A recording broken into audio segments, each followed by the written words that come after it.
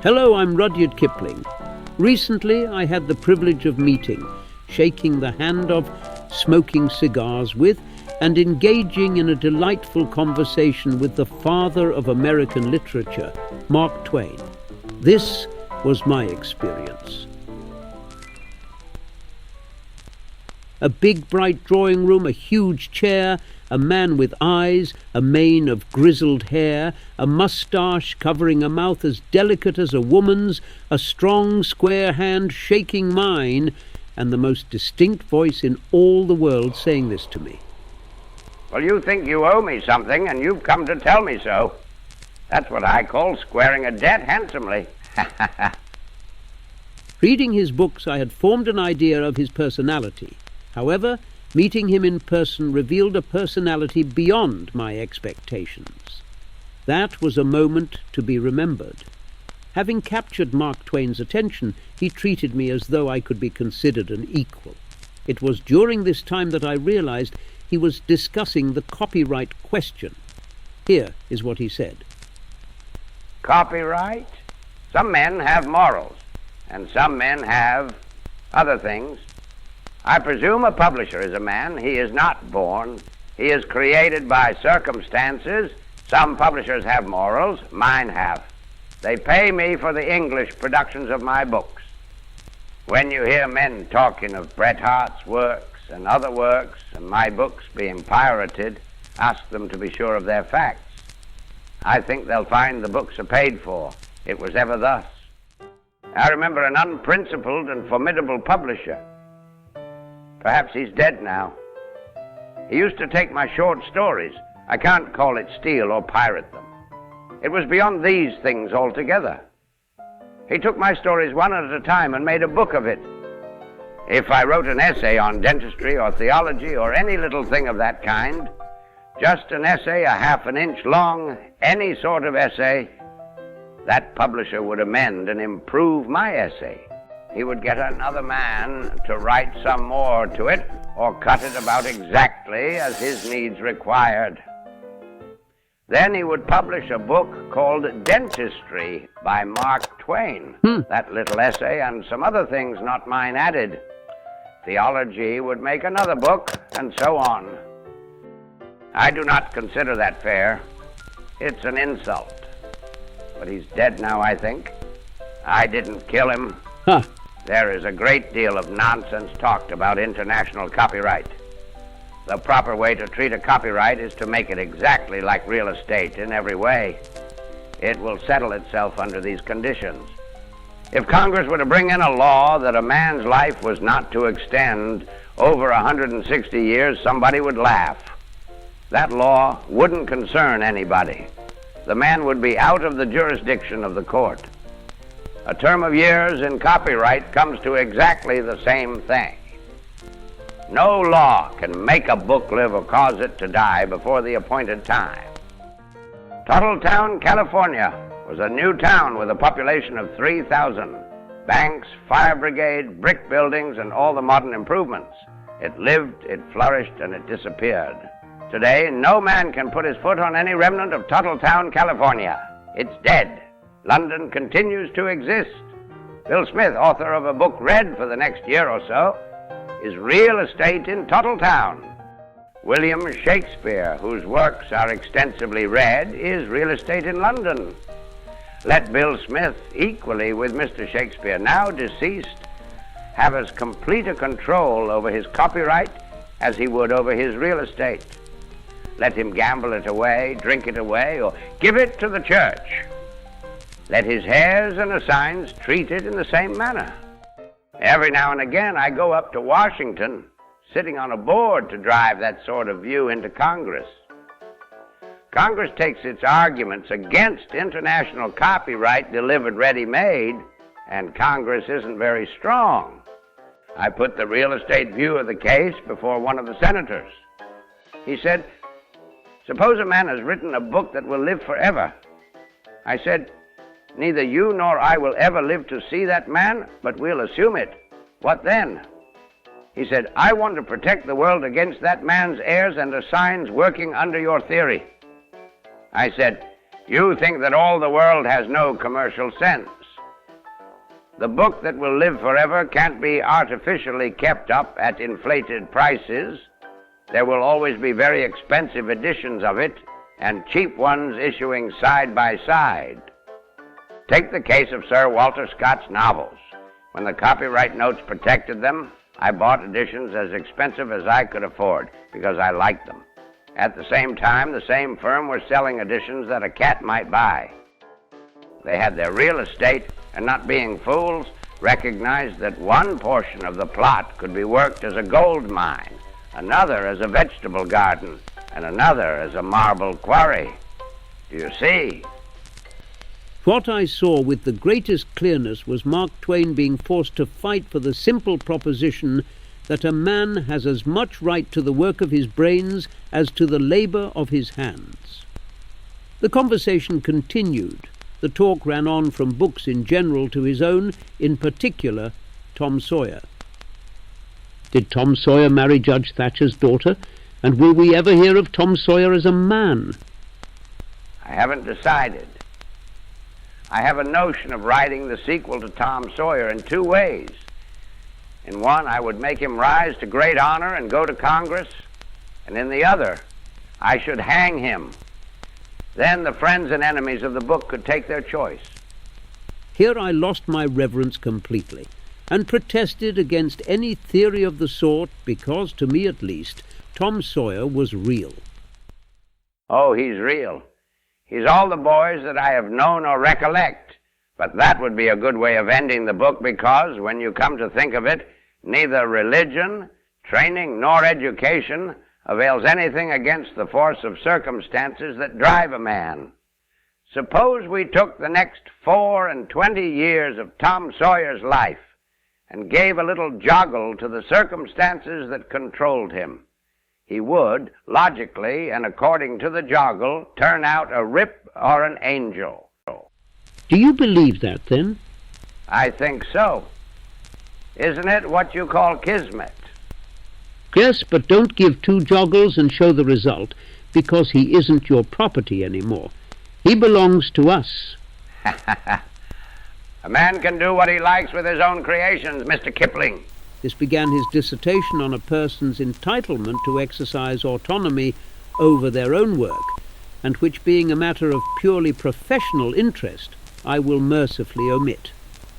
Returning to our once civil conversation, he, speaking of truth and the like in literature, introduced the topic of autobiographies. An autobiography is the one work in which a man, against his own will and in spite of his utmost striving to the contrary, reveals himself in his true light to the world. A good deal of your life on the Mississippi is autobiographical, isn't it? As near as it can be. When a man is writing to a book and about himself. But in genuine autobiography, I believe it is impossible for a man to tell the truth about himself or to avoid impressing the reader with the truth about himself. I made an experiment once. I got a friend of mine, a man painfully given to speak the truth on all occasions, a man who wouldn't dream of telling a lie, and I made him write his autobiography for his own amusement and mine. He did it. The manuscript would have made an 8vo volume, but, good honest man that he was, in every single detail of his life that I knew about, he turned out on paper a formidable liar. He could not help himself. It is not in human nature to write the truth about itself. Nonetheless, the reader gets a general impression from an autobiography whether the man is a fraud or a good man. The reader can't give his reasons any more than a man can explain why a woman struck him as being lovely when he doesn't remember her hair, eyes, teeth, or figure. And the impression that the reader gets is a correct one. Do you ever intend to write an autobiography? If I do, it will be as other men have done, with the most earnest desire to make myself out to be the better man in every little business that has been to my discredit. And I shall fail, like the others, to make my readers believe anything except the truth. Your conscience is a nuisance. A conscience is like a child. If you pet it and play with it and let it have everything that it wants, It becomes spoiled and intrudes on all your amusements and most of your griefs. Treat your conscience as you would treat anything else. When it is rebellious, spank it. Be severe with it, argue with it, prevent it from coming to play with you at all hours, and you will secure a good conscience. That is to say, a properly trained one. A spoiled one simply destroys all the pleasure in life. I think I have reduced mine to order. At least, I haven't heard from it for some time. Perhaps I have killed it from over-severity. It's wrong to kill a child, but in spite of all I have said, a conscience differs from a child in many ways. Perhaps it's best when it's dead. Here he told me a little, such things as a man may tell a stranger, of his early life and upbringing, and in what manner he had been influenced for good by the example of his parents. From here, the conversation transitioned to his own reading.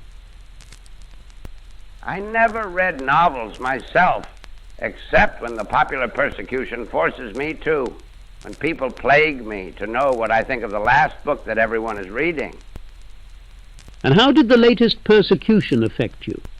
Robert Elsmere? Yes. I read it, of course, for the workmanship.